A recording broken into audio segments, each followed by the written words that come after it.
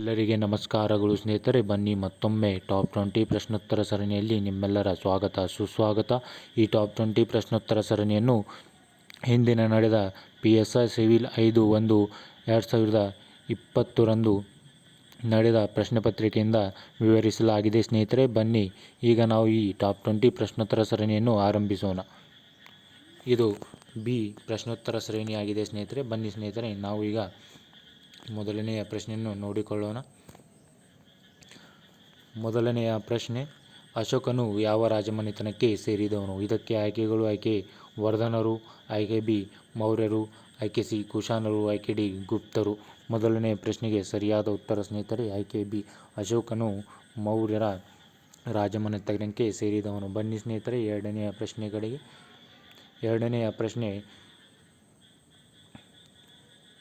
ಶಿಮ್ಲಾ ಒಪ್ಪಂದವು ಈ ಕೆಳಕಂಡ ಯಾವ ವಿಷಯಕ್ಕೆ ಸಂಬಂಧಿಸಿದೆ?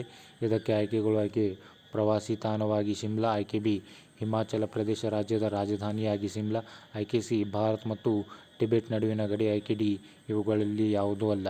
ಎರಡನೇ ಪ್ರಶ್ನೆಗೆ ಸರಿಯಾದ ಉತ್ತರ ಸ್ನೇಹಿತರೆ ಆಯ್ಕೆ ಸಿ, ಭಾರತ ಮತ್ತು ಟಿಬೆಟ್ ನಡುವಿನ ಗಡಿ. ಇದು ಶಿಮ್ಲಾ ಒಪ್ಪಂದ ಈ ವಿಷಯಕ್ಕೆ ಸಂಬಂಧಿಸಿದೆ. ಬನ್ನಿ ಸ್ನೇಹಿತರೆ ಮೂರನೆಯ ಪ್ರಶ್ನೆ ಕಡೆಗೆ. ಮೂರನೆಯ ಪ್ರಶ್ನೆ, ಭಾರತ ರತ್ನವನ್ನು ಸ್ವೀಕರಿಸಿದ ಪ್ರಥಮ ವಿದೇಶಿಯರು ಯಾರು ಎಂದು ಕೇಳಲಾಗಿದೆ ಸ್ನೇಹಿತರೆ. ಇದು ಮೋಸ್ಟ್ ಇಂಪಾರ್ಟೆಂಟ್ ಪ್ರಶ್ನೆಯಾಗಿದೆ ಸ್ನೇಹಿತರೆ. ಇದಕ್ಕೆ ಆಯ್ಕೆಗಳು: ಆಯ್ಕೆ ಮಾರ್ಟಿನ್ ಲೂಥರ್ ಕಿಂಗ್, ಆಯ್ಕೆ ಬಿ ಮದರ್ ತೆರೇಸಾ, ಆಯ್ಕೆ ಸಿ ಖಾನ್ ಅಬ್ದುಲ್ ಗಫಾರ್ ಖಾನ್, ಆಯ್ಕೆ ಡಿ ಜುಬಿನ್ ಮೆಹ್ತಾ.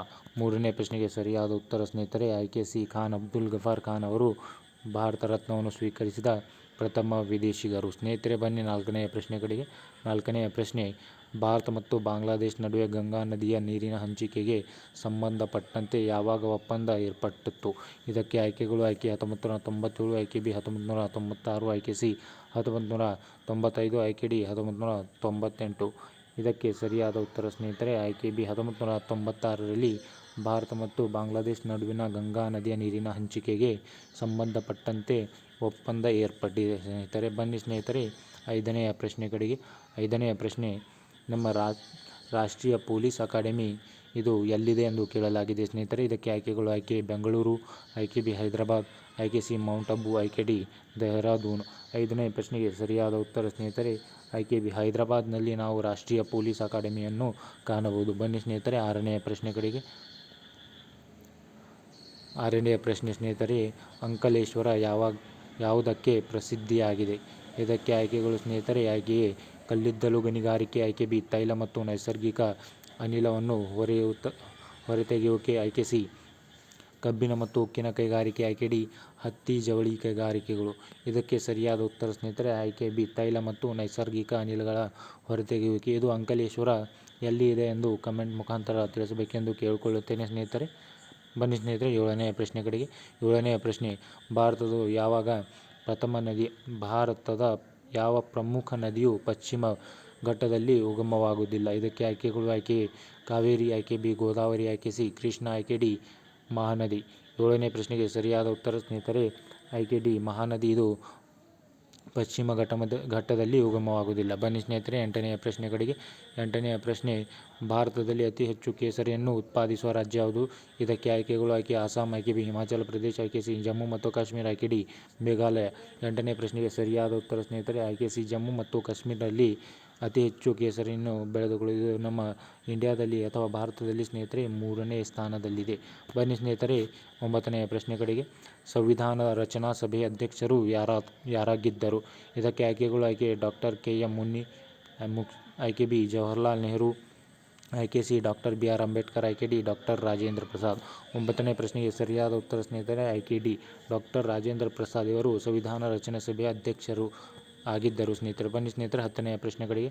ಹತ್ತನೆಯ ಪ್ರಶ್ನೆ, ಭಾರತದ ಅತಿ ಪುರಾತನ ಬಂಡೆಗಳು ಯಾವ ಸ್ಥಳದಲ್ಲಿ ಕಂಡುಬಂದಿವೆ? ಇದಕ್ಕೆ ಆಯ್ಕೆಗಳು: ಆಯ್ಕೆ ಧಾರವಾಡ ಪ್ರದೇಶ ನಮ್ಮ ಕರ್ನಾಟಕದಲ್ಲಿ, ಆಯ್ಕೆ ಬಿ ಅರಾವಳಿ ವಲಯ ರಾಜಸ್ಥಾನ, ಆಯ್ಕೆ ಸಿ ವಿಂಧ್ಯ ವಲಯ ಮಧ್ಯಪ್ರದೇಶ ಮತ್ತು ಆಯ್ಕೆ ಡಿ ಶಿವಾಲಿಕ್ ವಲಯ ಪಂಜಾಬ್. ಹತ್ತನೇ ಪ್ರಶ್ನೆಗೆ ಸರಿಯಾದ ಉತ್ತರ ಸ್ನೇಹಿತರೆ ಆಯ್ಕೆ ಎ ಧಾರವಾಡ ಪ್ರದೇಶ. ಇದು ನಮ್ಮ ಕರ್ನಾಟಕದಲ್ಲಿ ಈ ಬಂಡೆಗಳ ಸ್ಥಳಗಳನ್ನು ಕಂಡುಬಂದಿದೆ ಸ್ನೇಹಿತರೆ.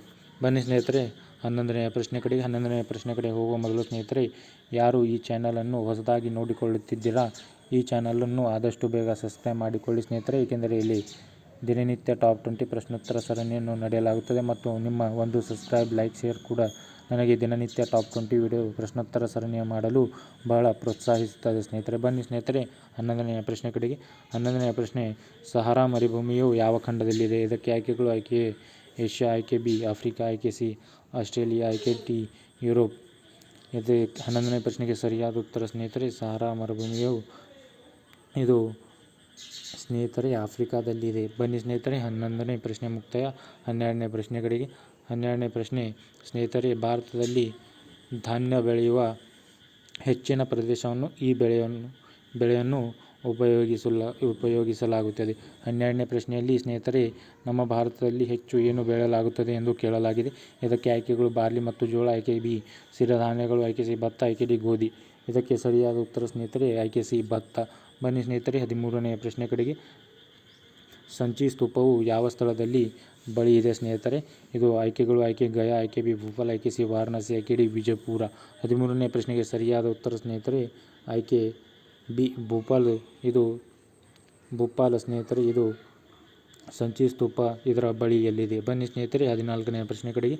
14ನೇ ಪ್ರಶ್ನೆ, ನೈಋತ್ಯ ಮಳೆ ಮಾರುತಗಳು %% ಪ್ರಮಾಣವು ಮಳೆಯನ್ನು ಸುರಿಸುತ್ತವೆ. ಇದಕ್ಕೆ ಆಯ್ಕೆಗಳು: ಆಯ್ಕೆ 86%, ಆಯ್ಕೆ ಬಿ 50%, ಆಯ್ಕೆ ಸಿ 22%, ಆಯ್ಕೆ ಡಿ 100%. 14ನೇ ಪ್ರಶ್ನೆಗೆ ಸರಿಯಾದ ಉತ್ತರ ಸ್ನೇಹಿತರೆ ಆಯ್ಕೆಗೆ 86% ನೈಋತ್ಯ ಮಳೆ ಮಾರುತಗಳು ಭಾರತದಲ್ಲಿ ಬೀಳುತ್ತವೆ ಸ್ನೇಹಿತರೆ. ಬನ್ನಿ ಸ್ನೇಹಿತರೆ 15ನೆಯ ಪ್ರಶ್ನೆ ಕಡೆಗೆ. 15ನೇ ಪ್ರಶ್ನೆ, ಪ್ರಸಿದ್ಧವಾದ ರಾಕ್ ಗಾರ್ಡನ್ ಯಾವ ನಗರದಲ್ಲಿದೆ? ಇದಕ್ಕೆ ಆಯ್ಕೆಗಳು: ಆಯ್ಕೆ ಜೈಪುರ್, ಆಯ್ಕೆ ಬಿ ಲಕ್ನೋ, ಆಯ್ಕೆ ಸಿ ಶಿಮ್ಲಾ, ಆಯ್ಕೆ ಡಿ ಚಂಡೀಗಢ. 15ನೇ ಪ್ರಶ್ನೆಗೆ ಸರಿಯಾದ ಉತ್ತರ ಸ್ನೇಹಿತರೆ ಆಯ್ಕೆ ಡಿ ಚಂಡೀಗಢದಲ್ಲಿ ಪ್ರಸಿದ್ಧವಾದ ರಾಕ್ ಗಾರ್ಡನ್ ಅನ್ನು ಕಾಣಬಹುದು. ಬನ್ನಿ ಸ್ನೇಹಿತರೆ 16ನೇ ಪ್ರಶ್ನೆ ಕಡೆಗೆ. 16ನೆಯ ಪ್ರಶ್ನೆ, ಈ ಅಂಶವನ್ನು ಒಂದು ಜೀವಿಗೆ ನೀಡಿದಾಗ ಅದರಲ್ಲಿ ಪ್ರತಿನಿರೋಧಕ ಜೀವಗಳು ಉತ್ಪತ್ತಿಯಾಗುತ್ತವೆ. ಇದಕ್ಕೆ ಆಯ್ಕೆಗಳು: ಆಯ್ಕೆ ಕಿವಿಗಳಿಗೆ, ಆಯ್ಕೆ ಬಿ ಪ್ರತಿವಿಷ, ಆಯ್ಕೆ ಸಿ ಪ್ರತಿಜನಕ, ಆಯ್ಕೆ ಡಿ ಪ್ರತಿಜೀವಕ. 16ನೇ ಪ್ರಶ್ನೆಗೆ ಸರಿಯಾದ ಉತ್ತರ ಸ್ನೇಹಿತರೆ ಆಯ್ಕೆ ಎ ಕಿವಿಗಳಿಗೆ. ಇದು ಜೀವಿಗೆ ನೀಡಿದರೆ ಅದರಲ್ಲಿ ಪ್ರತಿನಿರೋಧಕ ಶಕ್ತಿಯನ್ನು ಉತ್ಪತ್ತಿಯಾಗುತ್ತದೆ. ಬನ್ನಿ ಸ್ನೇಹಿತರೆ 17ನೆಯ ಪ್ರಶ್ನೆ ಕಡೆಗೆ. 17ನೇ ಪ್ರಶ್ನೆ, ಭಾರತದಲ್ಲಿ ವಿದ್ಯುತ್ ಉತ್ಪಾದನೆಗಾಗಿ ಯಾವ ಕಚ್ಚಾ ವಸ್ತುವನ್ನು ಪ್ರಮುಖವಾಗಿ ಬಳಸಲಾಗುತ್ತದೆ? ಇದಕ್ಕೆ ಆಯ್ಕೆಗಳು: ಆಯ್ಕೆ ಕಲ್ಲಿದ್ದಲು, ಆಯ್ಕೆ ಬಿ ಖನಿಜ ತೈಲ, ಆಯ್ಕೆ ಸಿ ನೈಸರ್ಗಿಕ ಅನಿಲ, ಆಯ್ಕೆ ಡಿ ಯುರೇನಿಯಂ. ಇದಕ್ಕೆ ಸರಿಯಾದ ಉತ್ತರ ಸ್ನೇಹಿತರೆ ಆಯ್ಕೆ ಎ ಕಲ್ಲಿದ್ದಲು. ಭಾರತದಲ್ಲಿ ವಿದ್ಯುತ್ ಉತ್ಪಾದನೆಗಾಗಿ ಕಲ್ಲಿದ್ದಲು ಕಚ್ಚಾ ವಸ್ತುವನ್ನು ಪ್ರಮುಖವಾಗಿ ಬಳಸಲಾಗುತ್ತದೆ. ಬನ್ನಿ ಸ್ನೇಹಿತರೆ 18ನೆಯ ಪ್ರಶ್ನೆ ಕಡೆಗೆ. ಭಾರತದಲ್ಲಿ ಅತಿ ಪುರಾತನ ಬೆಟ್ಟ ಸಾಲುಗಳು. ಇದಕ್ಕೆ ಆಯ್ಕೆ ಸ್ನೇಹಿತರೆ ಆಯ್ಕೆ ಎ ಅರಾವಳಿ ಬೆಟ್ಟ ಸಾಲುಗಳು, ಆಯ್ಕೆ ಬಿ ವಿಂಧ್ಯ ಬೆಟ್ಟ ಸಾಲುಗಳು, ಆಯ್ಕೆ ಸಿ ಸಾತ್ಪುರ ಬೆಟ್ಟ ಸಾಲುಗಳು, ಆಯ್ಕೆ ಡಿ ನೀಲಗಿರಿ ಬೆಟ್ಟ ಸಾಲುಗಳು.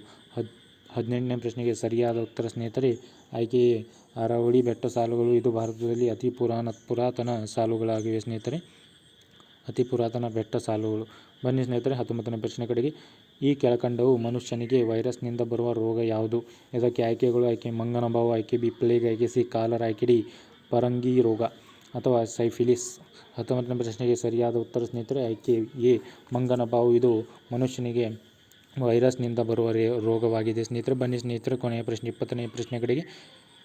ತಲೆಯು ಕತ್ತಿನ ಭಾಗಕ್ಕೆ ಸೇರುವಿಕೆ ಜಾಗ.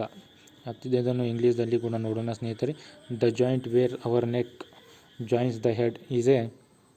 ಇದಕ್ಕೆ ಆಯ್ಕೆಗಳು ಸ್ನೇಹಿತರೆ ಆಯ್ಕೆ ಬಾಲ್ ಆ್ಯಂಡ್ ಸಾಕೆಟ್ ಜಾಯಿಂಟ್, ಆಯ್ಕೆ ಬಿ ಪಿವೋಟಲ್ ಜಾಯಿಂಟ್, ಆಯ್ಕೆ ಸಿ ಹಿಂಜ್ ಜಾಯಿಂಟ್, ಆಯ್ಕೆ ಡಿ ಫಿಕ್ಸ್ಡ್ ಜಾಯಿಂಟ್. 20ನೇ ಪ್ರಶ್ನೆಗೆ ಸರಿಯಾದ ಉತ್ತರ ಸ್ನೇಹಿತರೆ ನೀವು ಉತ್ತರವನ್ನು ಕಮೆಂಟ್ ಮಾಡುವ ಮುಖಾಂತರ ತಿಳಿಸಬೇಕು ಸ್ನೇಹಿತರೆ. ಮತ್ತು ಆದಷ್ಟು ಬೇಗ ಈ ಯೂಟ್ಯೂಬ್ ಚಾನಲನ್ನು ಸಬ್ಸ್ಕ್ರೈಬ್ ಮಾಡಿಕೊಳ್ಳಿ ಸ್ನೇಹಿತರೆ, ಏಕೆಂದರೆ ಇಲ್ಲಿ ದಿನನಿತ್ಯ ಟಾಪ್ 20 ಪ್ರಶ್ನೋತ್ತರ ಸರಣಿಯನ್ನು ನಡೆಸಲಾಗುತ್ತದೆ. ಮುಂದಿನ 20 ಪ್ರಶ್ನೆಗಳು ಸ್ನೇಹಿತರೆ ಪಾರ್ಟ್ 2ದಲ್ಲಿ ಬರುತ್ತದೆ. ಧನ್ಯವಾದಗಳು.